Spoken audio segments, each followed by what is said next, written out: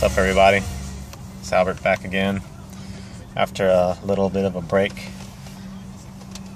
in another episode of the soccer/football podcast. So in this time that I've been away, a lot of stuff has happened. I think the last episode was even before Chicharito went to Real Madrid.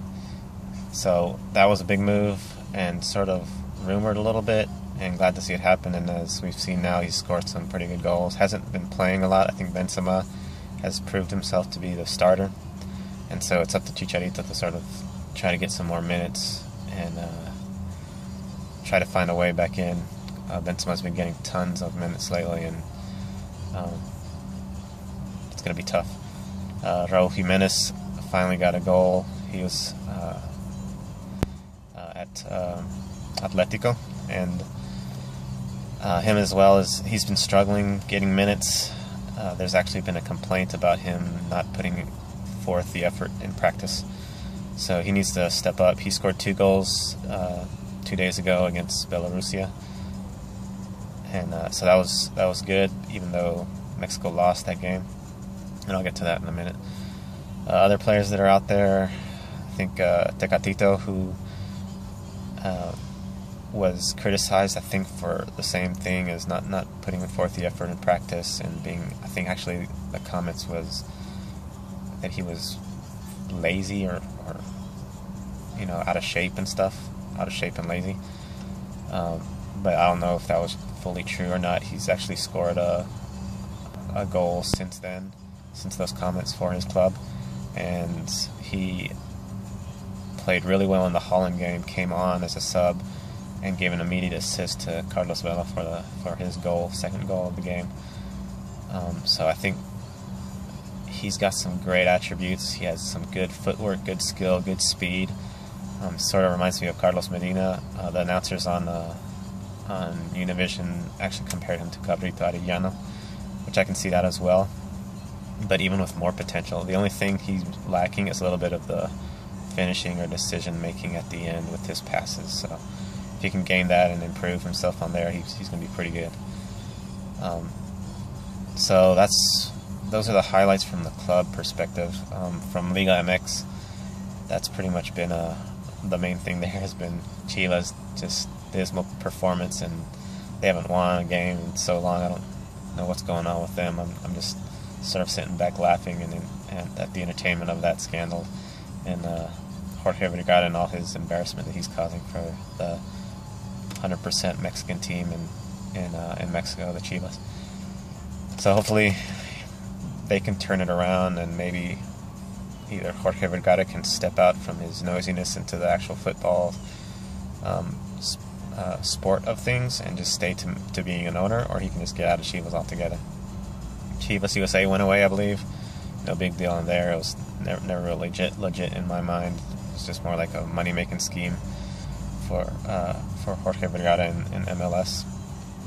So the only interest there I have is Cubito, or Cubo Torres, and seeing where he's going next. So I guess we can get to the national team. There's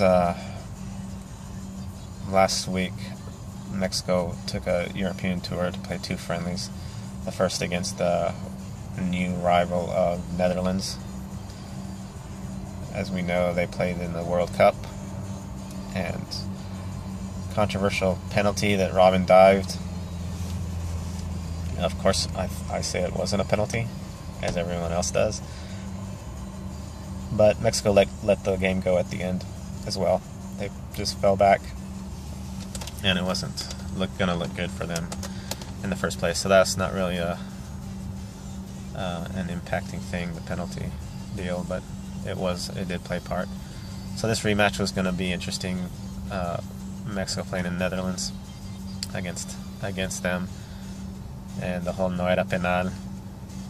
Christo Stoichkov actually interviewed Robin, and on video for Univision got him a no era penal t-shirt, gave it to him. He was a good sport. Van Persie was there. He said si era penal, or he said era penal, affirming that it was a penalty.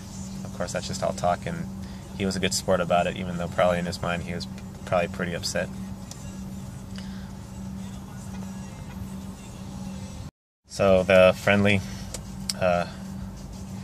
in Holland, Mexico came out with an awesome lineup. This is the call up by Miguel Herrera that I was pretty much been dreaming of. Chicharito, Vela up top. Giovanni Dos Santos didn't even start, but there was Guardado. Jonah Dos Santos was called up. Giovanni was called up.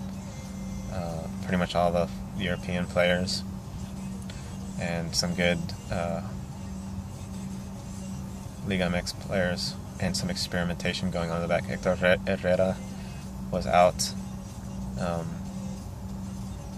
Not Hector Herrera, Hector Moreno was out on the defense. Diego Reyes was called though. But they had everyone stacked up top, all their starters.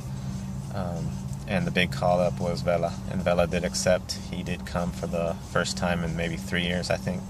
And so everyone was excited about that. And he comes out,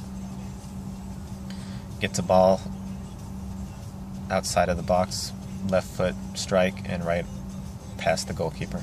And it's past that keeper, Krul, who came on in the World Cup, I don't remember. I forget who it was when they went to penalties and they brought him in as like the penalty specialist. He was all arrogant looking and everything, and came on and ended up winning the game for Holland. But he just seemed like a real arrogant type of guy. But he just got owned by Vela on that goal. 1-0. Then Holland came back, got some good offensive tries, some misses. Vela came back in the second half with another goal, the one from Tecatito on the pass.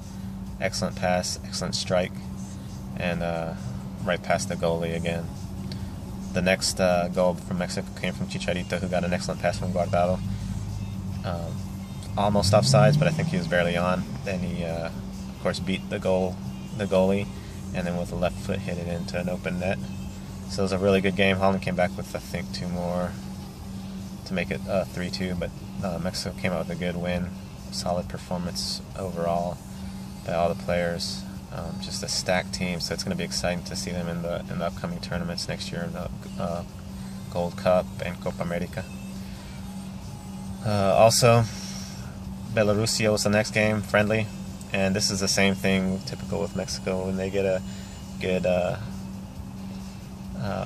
good confidence and then they go up to a lesser team, they may sort of underestimate their opponent and have a little bit of overconfidence, and that was the case here, where they came in and played Belarusia good, but not really good on the defense. The defense failed. Raul Jimenez got 2 goals, but Belarusia scored 3, and it was poor defense which caused that.